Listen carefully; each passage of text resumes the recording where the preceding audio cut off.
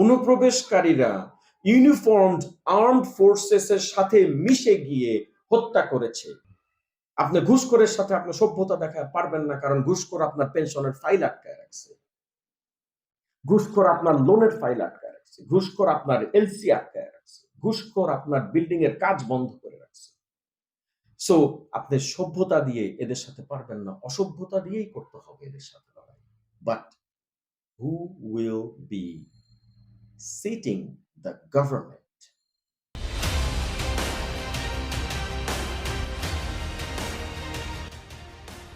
ওনার একটি বাণীর সংকলন থেকে পাঠ করছিলাম। এক একটা কথা যেন ভবিষ্যৎবাণীর মতো লাগছে আমার কাছে।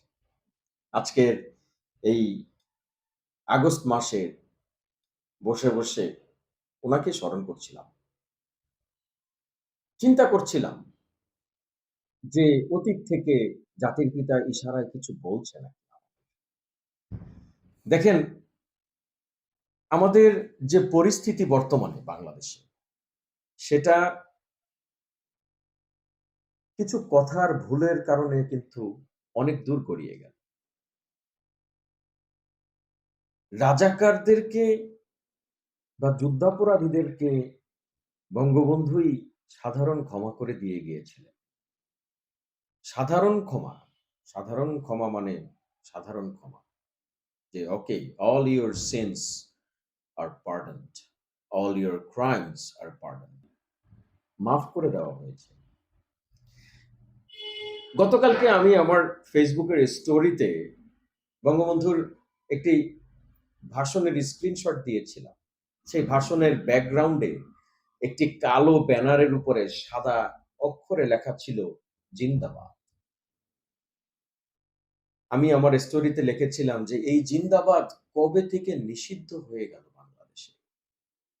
কবে থেকে এই জিন্দাবাদ বলা মানেই পাকিস্তানি হওয়া শুরু করলো আমাদের দেশের মানুষ? কই, ইন্ডিয়াতে তো এখনো জিন্দাবাদ বলা হয়। তাহলে কি তারাও পাকিস্তানি? আর কবে থেকে একমাত্র জয় বাংলা হয়ে গেল একমাত্র দেশপ্রেম প্রকাশের একমাত্র ভাষা? ভিন্ন মত, ভিন্ন জাতি, ভিন্ন সংস্কৃতি, ভিন্ন ধর্ম, জাত বেজাত সব মিলে একটা রাষ্ট্র, এবং সেটাকেই বলে একটি অসাম্প্রদায়িক রাষ্ট্র। আমরা বলি আমরা সেকুলার কান্ট্রি। সো সেকুলার যদি হয়, সো তাহলে why not the freedom of speech, যেটা আমাদের জাতির জনক আমাদেরকে শিখিয়ে দিয়ে গেছেন। কোথায় সে ফ্রিডম অফ স্পিচ? আপনার একটা জিনিস ভালো নাও লাগতে পারে, আপনার সেটা বলার স্বাধীনতা কোথায়? কিভাবে এটা খর্ব হলো? পা চাটতে চাটতে, পা চাটতে চাটতে এক একজনের জিহ্বা মুখের ভিতরে আর জায়গা হয় না।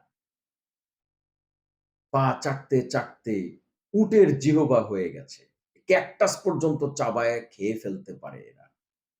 জুতার তলে ক্যাকটাস মাখায়ে দিবেন, সেটাও চেটে খেয়ে ফেলবে। এটা তো আমাদের জাতির জনক আমাদেরকে শিখায়া যায় না।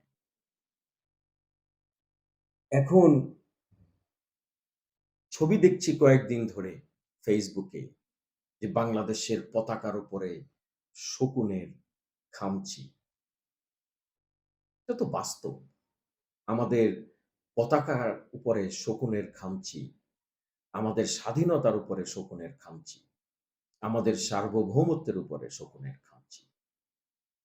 The total system needs to be restored, needs to be restarted, needs to be reset. Total system. গত মাসে পড়লাম বিএসএফ এর লোকেরা আমার দেশের ভিতরে এসে হত্যা করে লাশ টেনে নিয়ে চলে গেছে ভারতে। আত্মীয়-স্বজনের কাছেও সেই লাশ তারা ফেরত দেয়নি।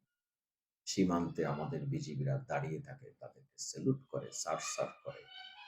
ভাইজান, ভাইজান বলে ডাকে, দাদা বলে ডাকে। কোথায় আমাদের সার্বভৌমত্ব?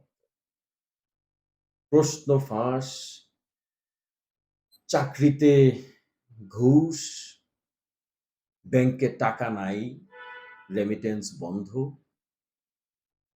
ইন্টারনেট বন্ধ,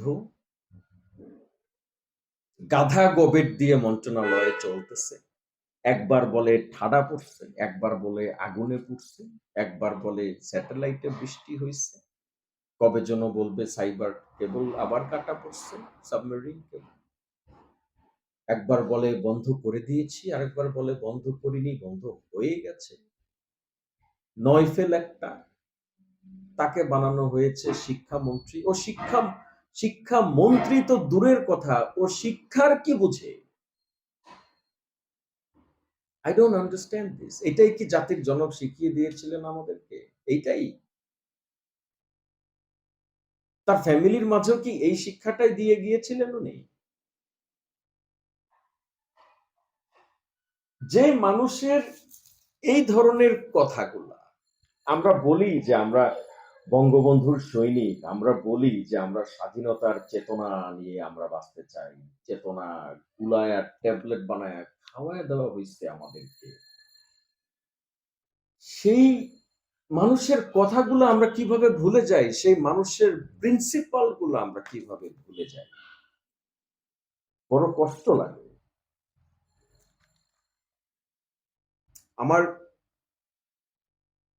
আমার বাবা এই মানুষটার কথা বলতে পারতেন না।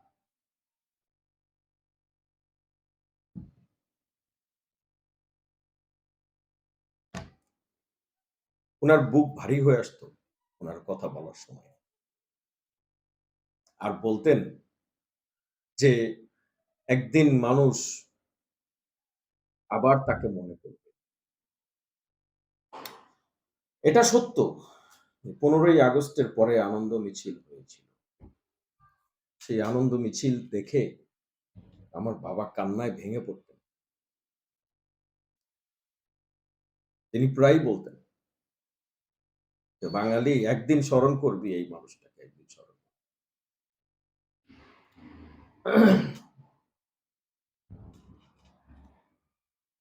আমি জানি না মাননীয় প্রধানমন্ত্রীকে কারা বুদ্ধি দিচ্ছেন, কারা উপদেশ দিচ্ছেন, আমার জানা নাই। বাট আমি এটুক বলতে পারি যে উনার আশেপাশে যে বাতিল মালগুলা আছে, এই বাতিল মালগুলাকে চেঞ্জ করেন।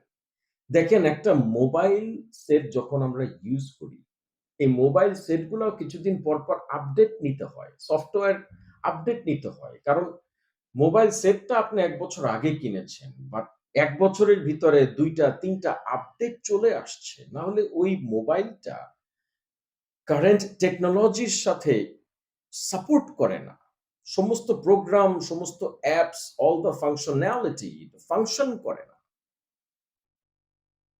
আপনার আশেপাশের ৭৫ বছর, ৭০ বছর, ৬০ ঊর্ধ্ব বছরের এই বাতিল মালগুলাকে আপডেট করা হয় নাই।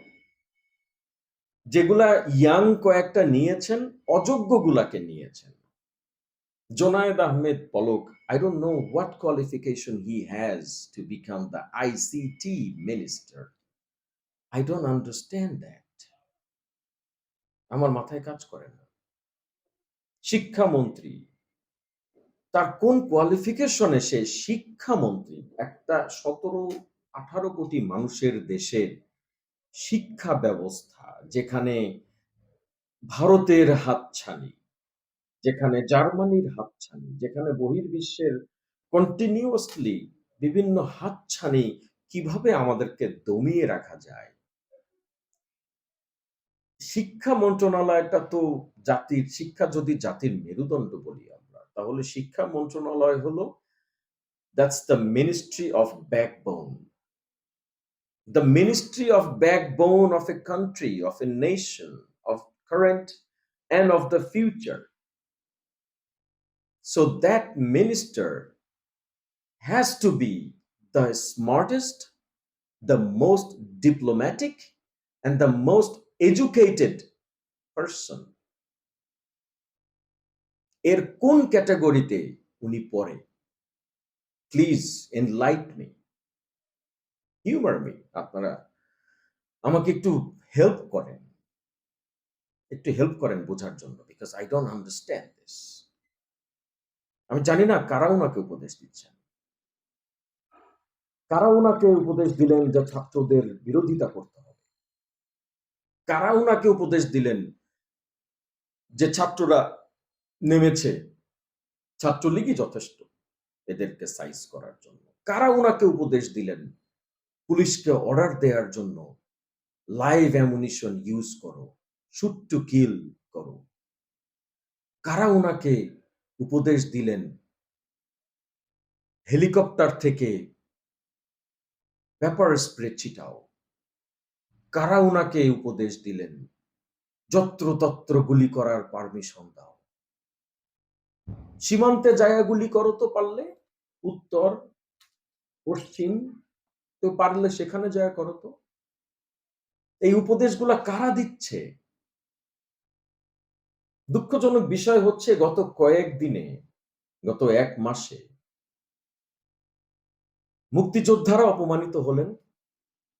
ভবিষ্যতে মুক্তিযোদ্ধাদের নাতিরা কেউ ক্যাম্পাসে ঢুকে মুক্তিযোদ্ধার নাতি বললে মাইরেও চর থাপ্পড়ও খাইতে পারে, কান ধরে উঠবস করানো হইতে পারে। ভবিষ্যতে রাজাকার শব্দটা it's a matter of pride হয়ে গেল। ইতিহাস তাকে চাইল্ড কিলার বলে আখ্যায়িত করবে। এই উপদেষ্টাগুলো কারা আমার খুব খুব জানতে ইচ্ছা করে। যখন স্কুল কলেজগুলো বন্ধ করে দেওয়া হলো, তখন এইচএসসি পরীক্ষা চলছে।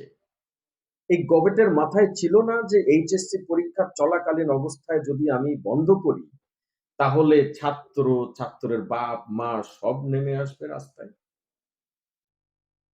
আমার নিজের ছেলের হাফ ইয়ারলি পরীক্ষা চলছিল। সো আমার ছেলে একটা, আর তার সাথে আমরা বাবা মা ২ জন। So now we 3 are free. এরকম কোটি কোটি মানুষকে আপনি ফ্রি করে দিলেন, স্কুল কলেজ বন্ধ করে। আমি জানি আপনি বলবেন, কারণ আপনি তো ৯ ফেল। আপনি বলবেন যে সাধারণ শিক্ষার্থীদের জীবন রক্ষার্থে বন্ধ করে দিয়েছি।